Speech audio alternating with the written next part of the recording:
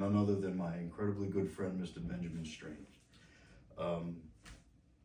As an intro, Ben is an incredible musician in his own right, and self-deprecating, and an absolute wizard when it comes to all things logistical and physical with the guitars. He owns Strange Guitarworks, and he, in conjunction with his partner Aaron Younts, are responsible for keeping many of the guitars in New Orleans in fighting shape, of all different styles. I've been many times. I've been in Ben's shop. Benjamin and Aaron are the ones that keep this thing in shape, in fighting shape. Trusted them to put new frets on it. It was and I cannot speak enough about their abilities on these things. And we're gonna hear to talk about Ben's life music, and then life taking care of guitars, fixing guitars, making sure they work for the guys that use them, making sure they work for themselves. And then we've got two very different things right here. We've got his go-to bass and a go-to guitar. We're gonna get there in a minute. But Ben, welcome, man. Welcome. Thank you for taking the time, man. Yeah, thank you great. for taking the time. I'm gonna start. I would like to start with your earliest musical memory. Things I find fascinating. If you get guys and girls that get involved in music, what's the earliest musical memory? What's the thing? I would say absolute earliest is, God, I mean, I couldn't even say that I even remember it, but there is a baby picture of me that is actually currently my Facebook profile photo of me sitting in front of one of those little toy xylophones, and I am about this tall, grinning like an idiot playing this thing. And so there must be some nascent stuff in my head from that. But in terms of like earliest memory where I can tell you where music absolutely really started knocking me out was they were showing the Blues Brothers on television, heavily edited, of course. And I remember seeing the one scene in the cafe where Aretha Franklin is singing Think, and you know, Elwood orders 4 fried chickens and a Coke. Yeah. And 2 pieces of dry bread, right? And so they launch into the song, and Blue Lou Marino, working in the kitchen in the back, takes his hairnet off, walks out gets up onto the bar, and pulls out that saxophone and rips down the bar in there. And I saw that and went, that is the coolest thing I've ever seen. And so that was kind of the beginning of me wanting to be a musician, is seeing that. And so from that point, I was due to come into middle school, I think the following like year. 10, 11 years old. 10, 11, something like that. And I wanted to be in band. And I wanted to play saxophone. That was the thing. And I was very fortunate to get my first choice saxophone and get into beginning band in 6th grade, and that has pretty much defined my life ever since. I've never had a job nor any sort of largely activity outside of music since, and I'm 48, so that's a good 40 years of absolutely nothing but music defining my entire life. That's a story. I mean, the question is, I have a number of questions, but one of them is obvious. One of them, this is a good, the name of the show is Number One Guitar. Sure. And you started with saxophone. Right. And did you end up wanting to be a rock and roll star? Like everybody else? Interestingly. How did it move? Did it, or do you still play sax? I know you as a bass player, extraordinaire bass player. Right, so sax.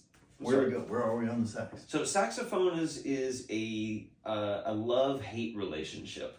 I find David Bowie talks about his relationship with the saxophone, because that's also his primary instrument. And Is it really? Yeah, or at least it's his first, as far as I know. learned many things talking to you, sir. You use the word, in addition to learning all things about guitars, I learn words every time I sit with Benjamin, whether it is shop or here. I don't know what nascent means, and I remember the last time I had to ask clarification for a few SAT words that I had no idea what he was talking about. That's all right. We can always look these up later. Yes, we can. Fire away. So, but yeah, there's sort of a love-hate relationship with the saxophone, in as much that I felt, as a young man, a little overly schooled in it. And I think my teachers were wonderful, but I think that they also had some limitations as to what to do with what I was starting to discover, and I'm looking back at it now as a creative young man, but you have to keep them structured in an educational environment. And so I largely was trained to play what was put in front of me rather than play what I wanted to. And so there's where the rock and roll thing comes in, right? So there's kind of a byline from saxophone to play the guitar, is that I was beginning to grow disillusioned with the narrow path that saxophone was laying out in front of me.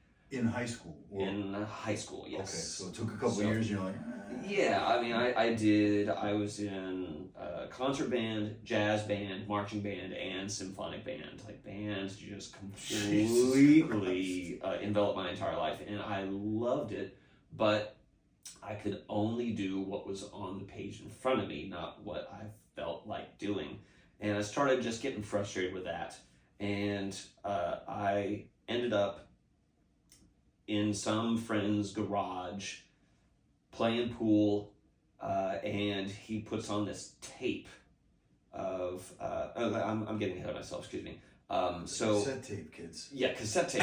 Yeah. So I'm getting ahead of myself. So I'm starting to try to figure something out, and I dig through my parents' old records. Those are the big black CDs. Mm-hmm. Yeah. Made out of vinyl, and I discovered this record that I'd never seen before, and I put it on, and it's Pink Floyd's Uma Guma, and this is my first real experience with rock music, and it just so happens to be the most insane acid trip rock music you're going to come across. It was still Sid Barrett era. He's not on it, but there are lots of songs written by Sid Barrett that are performed on it. And it is just an acid trip on vinyl, and it blew my mind. It was like, that's now the coolest thing I've ever heard, and I want a bass guitar real bad, because that felt like complete freedom to me. There was there's very limited structure.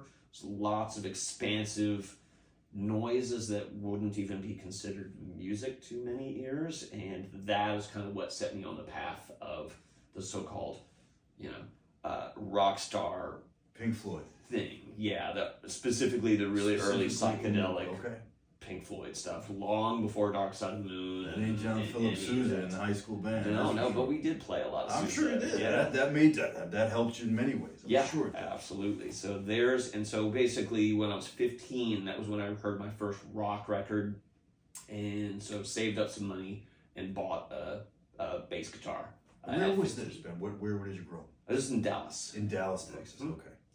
All right. So it was rock and roll, Pink Floyd, and then what was the high school band? Well, the high school Benjamin was he a punk rocker? Was he a acid rocker? Oh my God. High school Benjamin was at a boy apart from everyone else. I was. Yeah, well, I kind of got accidentally transferred into the rich high school across town. So I was the poor kid, and all the rest of the kids were like driving like brand new BMWs to school. And you had an electric guitar under your arm. I had a bass guitar. Oh, boy, I had hair down to my waist, thin as a rail. People thought I was a heroin junkie. But I was also in marching band, but with old school Vietnam era paratrooper boots, and so kind of punk rock looking, but still in marching band, but then weirdly sort of prog rock nerd, all that Pink Floyd psychedelic stuff. So I was had way too many weird, disparate sort of influences pulling me in different directions. So I don't know where I would be pinpointed in punk rocker or band nerd or what have you.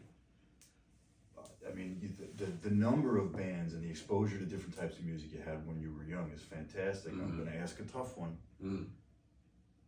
Which one of those teachers, you mentioned that they were very good, which one of those teachers, can you pinpoint someone who did a tremendous service to you, someone who taught, what's the thing that they taught you? Like, who's the person and what did they do? My high school band director, George Jones. George Jones. Unbelievable musician and a human being.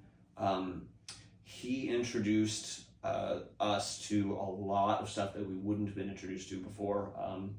We marched Yes's Roundabout, so like in halftime shows, we're doing prog rock. I was gonna say, I'm running the song in my head now. Oh yeah, there was you get that on a dude. It was crazy. We had a section where, towards the end of Roundabout, where things just start going caterwauling all over the place, and one half of the band is in one time signature, other half of the band is in another time signature, and we actually marched through each other with all this conflicting music happening all at once, which was crazy. And George kept a bunch of 15-year-olds in order. Somehow. Yeah. Good job, sir. And then he also introduced me to another huge ongoing love for me, which is modern composition. So we played a composition by a composer called Frank Kelly. It's called Postcards. And no one section ever carries the full melody. So you have little all over the thing, and it changes time signature almost every measure. And we were doing this in high school, and so that exposure. A lot, sir. Oh yes, it does. Given your current situation. Mm-hmm. Yeah. We'll get there. Totally. Give us a minute. Yeah. Yeah. So George Jones is and continues to be an inspiration some 30-odd years later. Do you still keep in contact with him? I see him on the social media every once in a while. He's retired now. In fact, the band that I was in forced him to retire, which was a crazy thing. But basically, we played that piece that I was telling you, Frank Kelly, in a competition, and we blew the ceiling off the place. And he walked in the very next day, sat us down, and he said, "That was the pinnacle of my career as a band director. It's never going to get any better than that." No shit. And I'm retiring. Well done, Mr. Just Jones. like that. Well, Yeah. Hey. Yeah. The Michael Jordan of band directors. Yeah, absolutely. Go out on top. Hey, there's no discounting the fact that if you had the impact on you 30 years later, the impact on quite a few other people, for sure. Yeah. For sure. I would be very surprised. Well done, sir. Well done. Mm-hmm. All right, so here we go. So we move now. Now your chosen genre now is certainly not banging through 251 Sunny Side of the Street. That's for sure. It's very much New Orleans, and that is an incredibly unique place. If it's one thing about New Orleans, it takes all comers. So you went from structure to Mr. Jones. What's the music that you're playing bass with now? What's the name of the band? What's the style of music? I know that's a tricky one. I know it's a tricky one. So there's a lot of facets to it, but at least in terms of what my own personal musical output is. So I release all my own solo music under a moniker of UFO Death Cult. UFO Death Cult. Correct. And it kind of, every album I feel like has some commonality to it, but to the uninitiated, they were like, well, why is this record associated with this, but I would say that there is some elements of that Frank Kelly postcard stuff in there, the shifting time signatures. There is some elements of ambience. I have and I've developed, and we can get into this later if you like, some microtonal guitars where I've put all the frets in the wrong place on purpose, and fretless guitars and things like that I've developed. So there's some. Jesus. No thanks. Yeah, totally. No, I definitely talk about it like, I got enough trouble with sticks in the right place. So, and there's some elements of metal, there's some elements of jazz, there's some elements of a little bit of funk if you listen closely. But it definitely doesn't follow your typical 1-4-5s at all. So UFO Death Cult. UFO Death Cult, yes. Instagram, website, all fire of it, away. yeah, easily. UFOdeathcult.com. All of it's right there. If you can't remember that, BenjaminStrange.com will take you to the same place. I've got all of the music is available on the website that can be downloaded for I think it's like $5 minimum, and then you can put more if you want, but only $5. At UFO Death Cult. UFOdeathcult.com. Okay. Yeah, there's 4 records on there. There's 2 that are predominantly ambient, 1 that is absolutely unapologetically metal, which I've never done before and will never do again.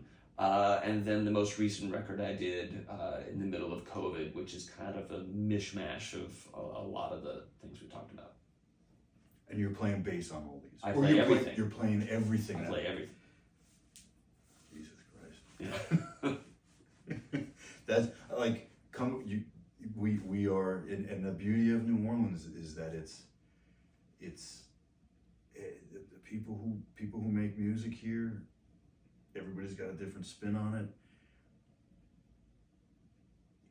The structure that's connected to being able to play all of those instruments in time, make it sound like one band playing in a room. It's frightening. Like it's a skill. I don't have it. I mean, the songs that I write are skeletons, and harmonic skeletons. And the fun part for me is playing them different every time. In time, hopefully, but different permutations, etc. But something like that, I got an incredible amount of respect for that. How do you fucking do? How long does it take to do that? You want to make a record where you're the bass man, the drummer, and all the other stuff. It kind of depends. The most recent record, On Darkest Wings, is a 5-song EP, and during COVID, there was not a lot that we could do, so I had that thing written, recorded, engineered, done within 6 months. The prior record, which is called Erased, which is a kind of a kitchen sink metal record, the idea was essentially having 2 bands playing different songs that are interlocking at the same time. So there's 2 drum sets on the record, and the drums are playing interlocking parts in odd time signatures, and just doing the drums took 6 months just by themselves. Jesus, this guy did have an influence on you, Mr. Jones. Mr. Jones. I mean, a 15-year-old kid usually doesn't get exposed to something that I consider myself very lucky. Yeah. Yeah. Mm-hmm. Yeah, look at that. Mm-hmm. No shit. Yeah. That's very cool. Huh. All right. And this is all these are UFO Death Cult. They're out there. That's like I'm trying to think of even how to conceptualize writing 2 songs that move together, and I'm not coming up with an easy answer. I mean, it's not true. I don't know how I did it. I don't know how you did it either. Got done. You just plug away at it, and eventually it takes shape. Well, that's pushing the envelope, man. That's well done. Yeah. That's well done. Thank you. All right, so let's move to number 1 guitar. All right. You brought 2, and I remember when we spoke at the shop at Strange Guitarworks on Dublin Street. 1122 Dublin Street. I know exactly where that is because it's in my GPS. Because like I said, well, Ben and Aaron take care of this, and it needs some care and feeding every now and again. So, number 1 guitar. When we spoke, you asked me. You said, "Well, Chris, I'm not a guitar player. I'm more of a bass player." I said, "Ben, bring whatever you want." So we have 2 here. Right. One thing that I noticed when we sat down is it's difficult. It's easy because it's easy not to see, but look for the people watching the video. It's just look how long the bass scale is compared to a guitar. They're very, very different instruments. Mm-hmm. Everybody knows they're longer, but I mean, they're strikingly different in the length, the size of these things. Why'd you bring these two? Well, I brought these two because I thought these would be at least, honestly, just some of the more interesting things to talk about. Okay. I am not Fire one of those away. people that's terribly beholden to the idea of the guitar as a work of art for me. They definitely are that for a lot of people, and I'm not dismissing that. But for me, I look at them as more like tools. And so with this guitar, this is this I think kind of exemplifies my ideas of a guitar functioning as a tool. I bought this in 2003 from a music store on Haight Street in San Francisco. And it's called Haight-Ashbury Music Center from my buddy Masood, who still owns it to this day. Okay. And they're not on Haight Street anymore, but he's still there. And this guitar cost, if my memory is correct, $350. It's made in Korea. It's a Paul Reed Smith SEEG. The SE stands for Student Edition. This is not a fancy Oh, is that what it stands custom for? guitar. There's nothing nothing hoity-toity about this guitar at all. It's very utilitarian, and that is one of the draws for me. I've had it for 21 years now. I've done so many things to this thing over the years, and it always just feels right. The neck is the exact right shape for my dainty little hands, and it has grown and changed with me over the last 2 decades, and this is one of my primary writing tools outside of my acoustic guitar that I've got at home. Now, we'll move to the bass, the main deal in a second. It's extremely valuable for a lot of the people listening to this, including me. Like you're an absolute wizard on these things. The musicianship is off the charts. That's on one side of the scale.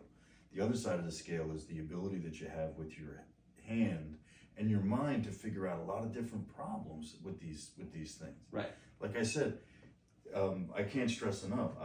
It's incredibly valuable. Our friendship. This is a 1947 guitar. 1947, and it plays better than I guarantee you. This thing plays better than it was brand new. Mm-hmm. And it's largely because of the ability that you and Aaron have on it. Right.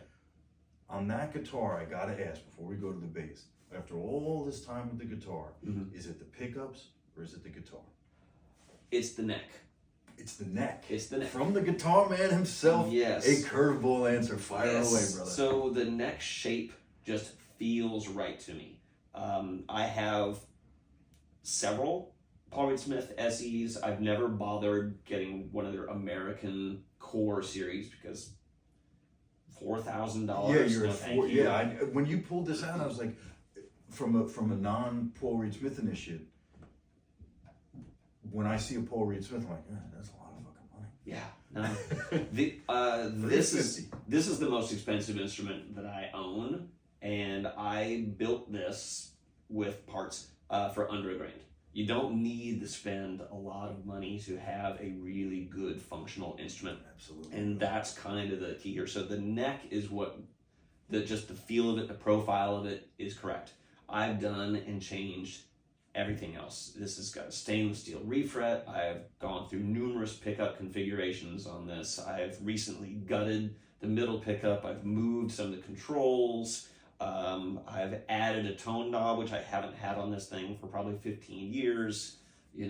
I've put it in a bunch of different tunings over the years. I've got the bridge vibrato system is completely blocked off with a hunk of rosewood in the back. There's nothing precious about this at all. If it needs to change to suit the music that I'm making, then it does so. The one constant is that neck has never moved. I've not made a truss rod adjustment on this thing. I don't know if ever after I got it set up properly. No shit. Yeah, it's and it just fits my hand so well. I'm even considering painting the entire thing. Changing the colors up, because I've been living in a world of black for way too long, and I think maybe having something with a little zazz on it might be nice. The perks of being, the perks of having the abilities you have with these things. You paint it, you don't like it, you paint it back. It's true. I mean, it's not gonna break the bank. No, it's just all just a matter of time. Yeah. All right, so it's the feel over everything else. Okay. Mm-hmm. All right, so let's move to the bass. This is your. Would it be correct to say this is your number one? Well, this is my only one. So okay, from the bass player himself, his only bass. That's right. Is this bass? Yes. Now I'm very curious. Yeah. So bass is my primary player instrument. So you could throw me into any musical situation on guitar, and I'm going to botch it. I will not be able to play blues with you. I will not be able to play jazz. I won't be able to play metal, whatever. I'm going to fail with this guitar if I'm thrown into an uncomfortable musical situation, because this is a writing tool for me and not like a performance player tool. Yeah. The bass, you can throw me into anything, and I'm going to do just fine with this instrument. So I've listened to your music. I'm like, Jesus Christ. Yeah, so I feel really comfortable on bass. That's where I can speak most freely with that instrument without any preparation. But I tend to be extremely particular about what I want out of my bass as an instrument. And by and large, my entire history as a bass player, I've only owned 2 at a time. And I've always had 2 of the exact same thing. One, a fretted version of it, and one is fretless. And over the last 30 some odd years of playing bass, I've gravitated more and more and more to fretless, to the point where I haven't even owned a fretted instrument now for bass in 5 some odd years or so. And I don't really, I occasionally miss frets, but not often. Neither one of us are 21 years old again, man. I do find it fascinating, the evolution of guys that are, and women that are a little bit older. Mm-hmm. And you moved into fretless bass, which is a friggin' bear. I mean, for a guitar player, I played, there's slide guitar, so there's a little bit of an element. Mm-hmm. Sure. But if you gave me a fretless guitar, I have one. No. There's no way. I would look at it, I'd be like, maybe I can flub through it, but you just get so used to certain things. Certainly. The fretless, for the non-guitar initiates listening, fretless bass or any fretless instrument has no frets. When you press down on the neck, the string makes contact with the frets and you get a note. You don't have to guess. Right. Or you don't have to hit it. It does it for you. On a fretless bass, the fingers, they don't go in the right spot. Think of a child who just picked up a violin and how painful that is. Mm-hmm. It could go that way. Yeah. And in your hands, it does not. It does sometimes. Well, I think. Yeah. No shit, man. Sometimes the train wrecks are. It doesn't matter how long. There are sometimes the train wrecks coming. It's a matter of time. Sometimes you look down at this thing that you've been playing for 30 years, and it becomes a completely foreign object. You don't know what this thing is, and how am I supposed to interact with this thing? So, so fretless I've now been playing. I yanked the frets out of my second bass ever. I yanked the frets out of that when I was a teenager. And so this is kind of the culmination of that. So this now has, speaking of having no precision to it whatsoever, most fretless bass guitar necks will at least have some indicator as to where you are on it, some sort of visual thing. Either you don't even have a dot on this thing? There are no dots. There are no lines, Jesus. And you can't, I don't know if you can see it in the thing, but there are no dots on the sides either. There's That is a trombone. Nothing. It's a trombone. yeah, except you can get a gig with this. Good point. Right, point. trombone. Excellent point. Yeah, you're not going to get a gig. No. But this kind of forces you to take the training wheels off completely. And I actually found that my intonation and my playing and my connection to the music that was happening around me got better when I made the step from fretless bass that had some sort of visual indicators to one without any of them at all. Because now there's nothing to look at my instrument.